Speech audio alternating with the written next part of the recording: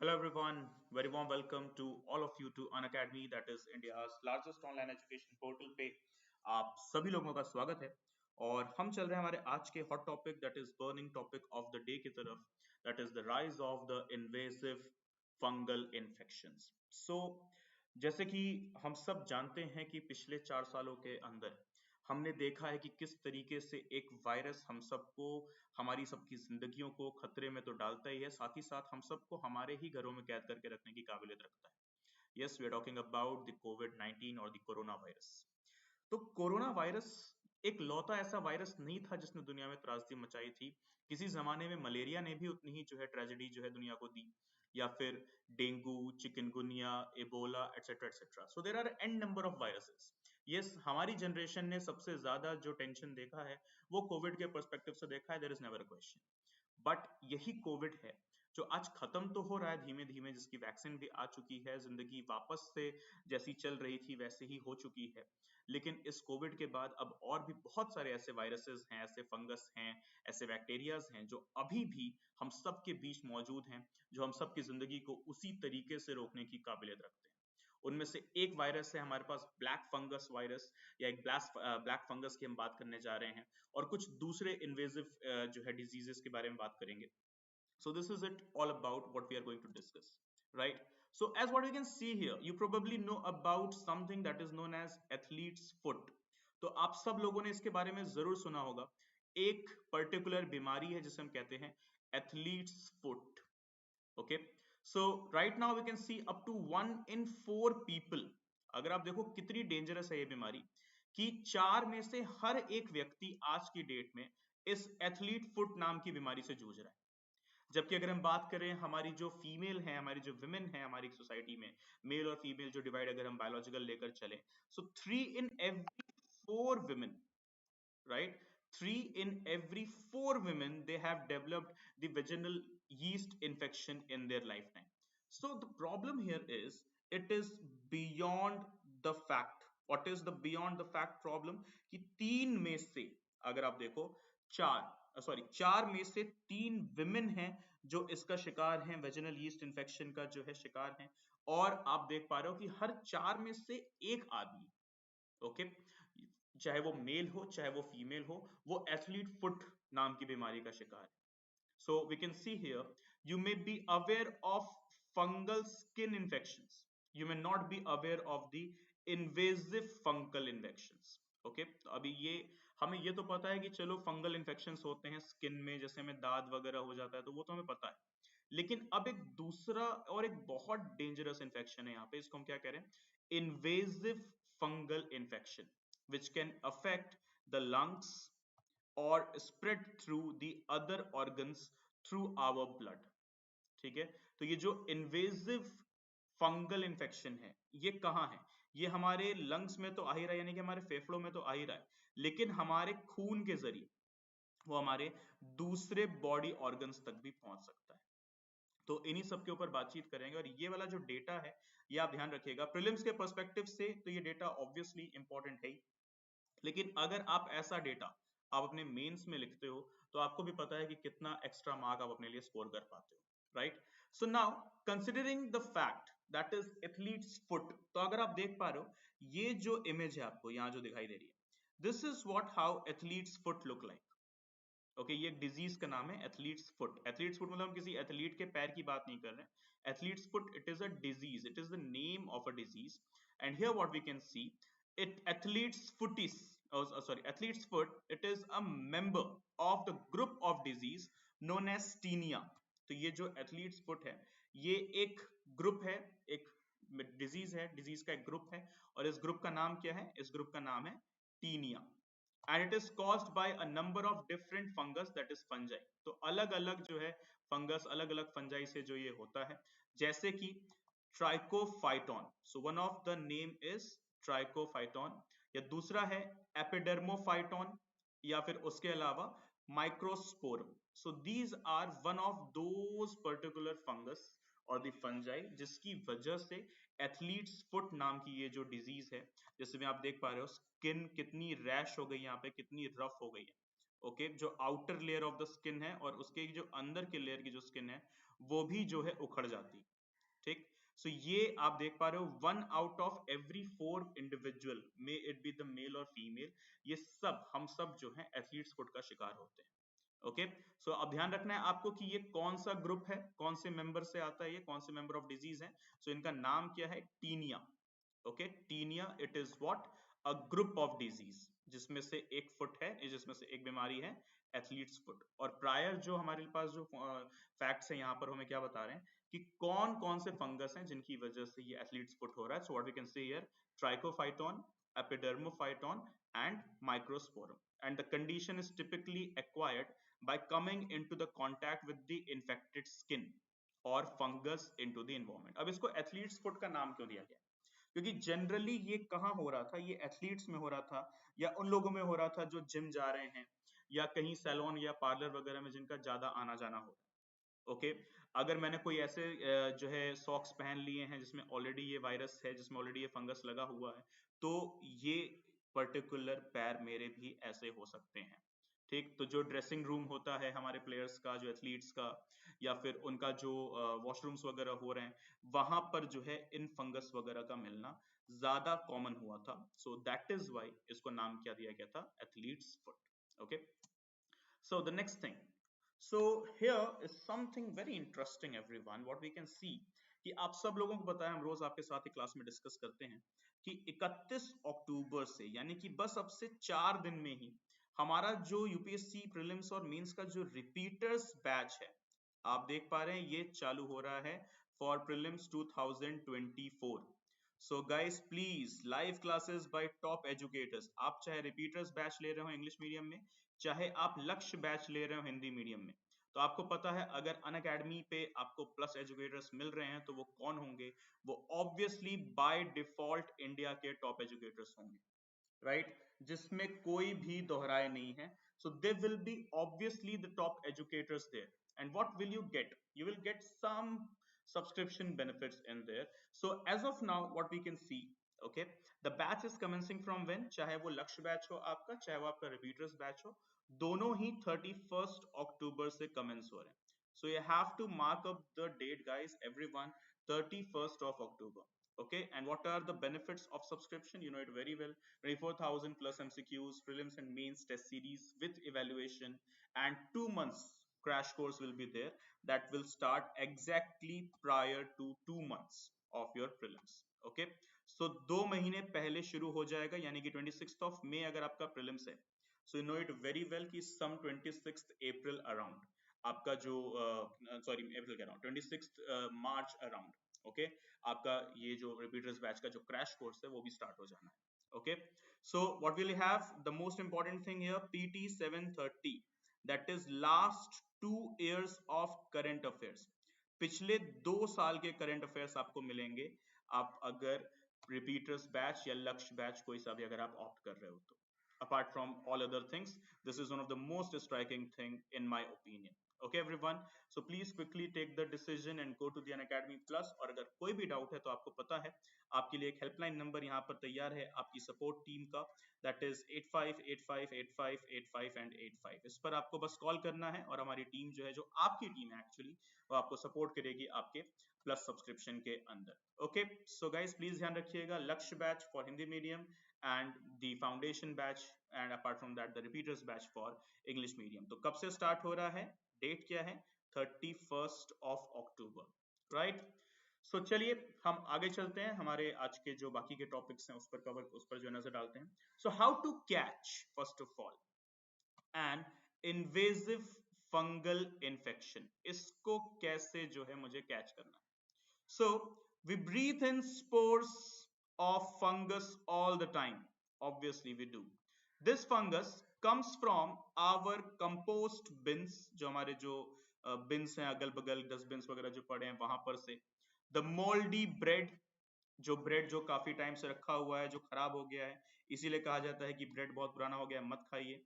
ठीक, फिर उसके अलावा जो फ्लावर बल्ब्स होते हैं उसमें भी हमें ये इन्वेजिव फंगल इन्फेक्शंस हो सकते हैं। ओके, जिसको हम अपने जो है प्लांट्स वगैरह में, गार्डन्स वगैरह में लगाते हैं। ओके, सो इसके बारे में अभी हम आगे आने वाले स्लाइड्स में थोड़ी देर में ही देखेंगे। सो ऑलिवर कॉर्नली, करके एक शख्स हैं जो कि हेड हैं European centre of excellence for invasive fungal infections के। उन्होंने बताया कि these spores aren't a problem for the vast majority of healthy people. जिनका इम्यून सिस्टम अच्छा है उनको प्रॉब्लम नहीं है, लेकिन वो जिनकी इम्यूनिटी बहुत कमजोर है, यानी कि जो फर्स्ट ऑफ ऑल नशीले पदार्थों का सेवन कर रहे हैं, या जिनको कोई पहले से बीमारी है, या हाल ही में कोई ट्रीटमेंट हुआ है, कोई ऑपरेशन वगैरह हुआ है, तो उनके लिए इन्वेजिव फंगल इन्फेक्शंस ज्यादा डेंजरस हैं as compare to the other healthy people. So what we can see here, those who smoke very heavily, तो प्लीज गाइस क्विट स्मोकिंग। सबसे बेकार चीज है ये। अगर कोई भी आपके आजू बाजू, मतलब मैं ये नहीं कह रहा हूं कि आप स्मोकिंग करते हैं, ठीक है, मैं कह रहा हूं कि जो लोग भी स्मोकिंग कर रहे हैं, ठीक है, उनको जो है पूरी तरीके से ये बताइए कि वो कितने रिस्क के अंदर हैं। Okay, right? So they need to quit smoking, and apart from that, वो जिनका organ transplant हुआ है, जो अभी सेलुलर थेरेपी के अंडर से जो है अंडरगॉन हुए हैं, या इनहेलिंग प्रॉब्लम है जिनको भी मतलब सांस से रिलेटेड प्रॉब्लम है, तो उनके लिए तो ये जो इन्वेजिव फंगल इन्फेक्शंस हैं ये डेडली हैं, लीथल हैं। Then the further fact, what is antifungal resistance and why is it a problem?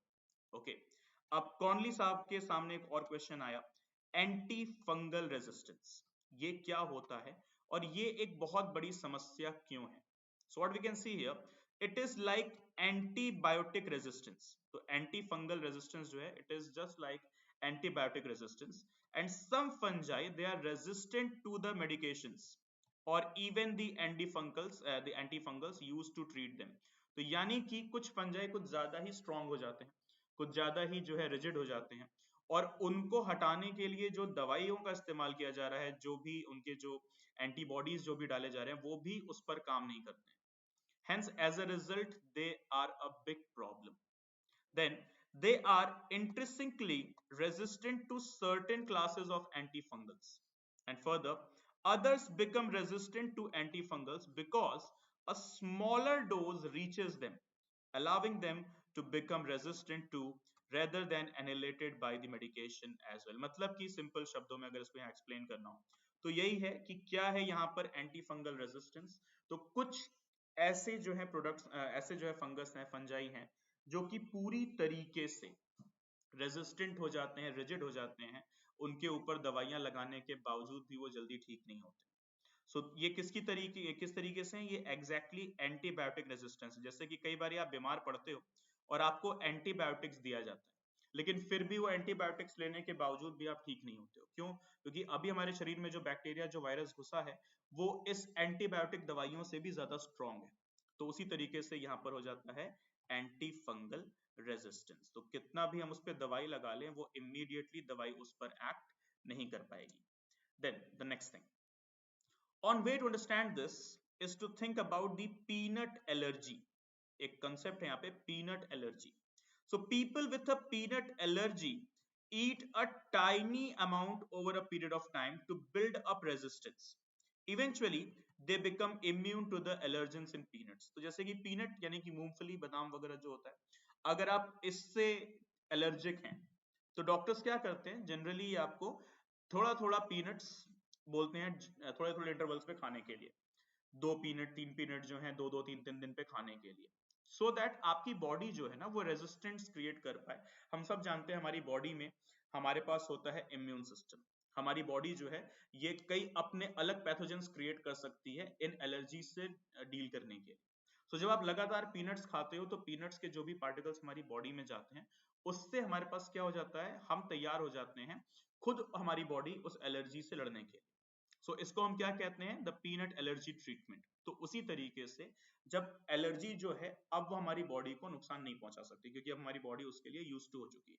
तो उसी तरीके से है एंटी फंगल रेजिस्टेंस की। एंटी फंगल रेजिस्टेंस मतलब जब फंगस को जब बहुत टाइम तक छोड़ दिया जाता है, वो अपने टाइम पीरियड पे एक लोकेशन पे वो स्ट्रांग हो जाता है और वहां से उसको निकालना डिफिकल्ट हो जाता है। Okay, so this is similar to fungi. When fungi are exposed to tiny doses of antifungals, they can build up resistance simply। अब अगर आप देखो यहाँ पे, the resistance can be built within the body of a person being treated with the antifungals, or in nature anti fungals are used in bulk in agriculture as well. Okay, हम इस anti fungal का इस्तेमाल जो है agriculture में भी करते हैं, जैसे आगे आगे हमें एक टर्म मिलेगा azoles. And United Nations food and agricultural organisations, UN FAO ने बताया कि if anti fungals were stop being used in farming we would lose some 2 billion people's food। 2 billion, अब आप सोच लीजिए, लोगों का खाना जो है खत्म हो जाएगा, नहीं बन पाएगा अगर हम एंटी फंगल्स को फार्मिंग सेक्टर में यूज करना छोड़ दें तो यानी कि एक मॉरल डिलेमा हो जाता है, इनकी जरूरत है भी और ये डेंजरस भी हैं, तो करें क्या। Next, how are anti fungals used in agriculture, हम इसका इस्तेमाल एग्रीकल्चर में कैसे करते हैं, how do basically we deal them. So they are used in flower bulbs, कहां पर इस्तेमाल किया जाता है इन्हें, फ्लावर बल्ब्स के अंदर। For the same reasons they are used in food production to prevent you from picking up a daffodil bulb at the florist and finding a big piece of mould on it. तो flower bulb में या daffodil bulb को जो है हटाने के लिए इसका इस्तेमाल होता है, किसका, एंटी फंगल का basically. And before flower bulbs they are sold at a nursery, they undergo something called bulb dipping। तो एक टर्म है यहाँ पर ध्यान रखिएगा, बल्ब डिपिंग। और ये बल्ब डिपिंग क्या है, जैसे ही कोई फ्लावर नर्सरी तक भेजा जाता है तो उसका जो फ्लावर बल्ब है वो हटा दिया जाता है। ठीक, कैसे हटाया जाता है, उसको एक प्रोडक्ट में डुबोया जाता है जो कि बना होता है एजोल से। तो ये जो एजोल है ये एंटी फंगल एजेंट है। जैसे अगर आपको कभी फंगस का प्रॉब्लम कभी हुआ होगा इफ इन केस, और आप डॉक्टर के पास गए होगे फॉर द ट्रीटमेंट, तो जो डॉक्टर ने आपको जो ड्रग दिया होगा यानी कि जो दवाई दी होगी या अगर कोई क्रीम दिया होगा लगाने के लिए, तो उसके अंदर क्या लगा होगा, उसके अंदर डला होगा एक पार्टिकल जिसको हम कहते हैं एजोल। ओके, तो ये जो एजोल है इसका इस्तेमाल किया जाता है बल्ब डिपिंग के अंदर। और ये बल्ब डिपिंग क्या होता है, बल्ब डिपिंग होता है फ्लावर बल्ब को हटाने के लिए। ठीक, अब सब कुछ तो हमने सुन लिया, लेकिन भाई ये फ्लावर बल्ब क्या होता है, तो आइए सबसे पहले फ्लावर बल्ब देखते हैं। तो अगर आप देख पा रहे हैं ये जो पर्टिकुलर लोकेशन है जहां पर इस फ्लावर को गाड़ के रखा गया, यानी कि मिट्टी में जो गाड़ के रखा गया है, तो इसको हम कहते हैं flower bulb. They are a type of a plant material that can be planted to grow into flowers, and they contain a small plant inside that has already begun to grow। ठीक है, तो ये plant जो already grow हो चुका है उसको हमने एक दूसरे छोटे से बल्ब टाइप के जो है चीज में रखा है और जिसके अंदर अच्छा खासा फंगस हो सकता है। तो इसीलिए यहाँ पर हम क्या लगाते हैं, यहाँ पर हम डालते हैं एजोल, इसको निकालते टाइम। ओके, सो दैट ये एंटी फंगस एजेंट इस फंगस को मार सके जो भी यहाँ पर मौजूद है। So azoles what they are, synthetic anti fungals with broad spectrum activity against various fungal infections, and they bind to the ergosterol molecule in the fungal cell membrane। तो एक मॉलिक्यूल है, मॉलिक्यूल का नाम क्या है, एर्गोस्टेरोल मॉलिक्यूल, जो कि fungus के अंदर होता है, फंगल के जो फंगस है उसके सेल मेम्ब्रेन के अंदर होता है। और ये एजोल्स जो हैं ये अपने आप को इसी एर्गोस्टेरोल मॉलिक्यूल के अंदर पेनिट्रेट करा के उस फंगस की जितनी भी हार्मफुल एलिमेंट्स हैं उनको मार देते हैं, which causes holes to form which damages the cell membrane and eventually kills the fungus। तो आपको दिमाग में क्या रखना है, एजोल्स किस पर अटैक करता है, फंगस पे। और अगर और डिटेल में ध्यान रख सकते हैं आप, ध्यान रखिएगा फंगस के सेल मेम्ब्रेन पर। वो सेल मेम्ब्रेन क्या है, एर्गोस्टेरोल मॉलिक्यूल, उस पर अटैक करता है एजोल। ठीक, now next, Which invasive fungal infections are most common? अब सबसे ज्यादा कॉमन कौन सा है, so they are Candida and Aspergillus fungi. तो दो सबसे ज्यादा कॉमन है, क्या नाम है, कैंडिडा एंड एस्पेरिगुलस फंजाई, जो कि प्राइमरीली लंग को इफेक्ट करते हैं। Candida can spread through the blood stream to cause infection in different organs of the body. Most commonly they are the eyes, the bones, the liver और the spleen. ठीक है, तो ये आंखें तो हमें पता ही है, हड्डियां भी पता है, लिवर भी पता है, लेकिन स्प्लीन क्या होता है ये भी हम आगे देखेंगे, जिस पर सबसे ज्यादा इंपैक्ट किसका होता है, कैंडिडा फंजाई का। Okay, but in people those who have undergone procedures और हेल्थ इश्यूज, उनके ऊपर सबसे ज्यादा इफेक्ट कौन करेगा? उनके ऊपर दूसरा वाला इफेक्ट करेगा, that is Aspergillus fungi. Okay, कहां पर इफेक्ट करता है ये सब? मुकोसा के ऊपर। Okay, so what is mucosa and what is spleen? ये दो नए टर्म्स होंगे आपके सामने जो आए होंगे, तो आइए इन पर बातचीत करते हैं। So the first thing is here mucosa. So what you can see here is another name for mucosa membrane. तो मुकोसा क्या है? सिंपली एक मेम्ब्रेन है। Mucosa lines inside of organs and cavities throughout your body that are exposed to particles from the outside.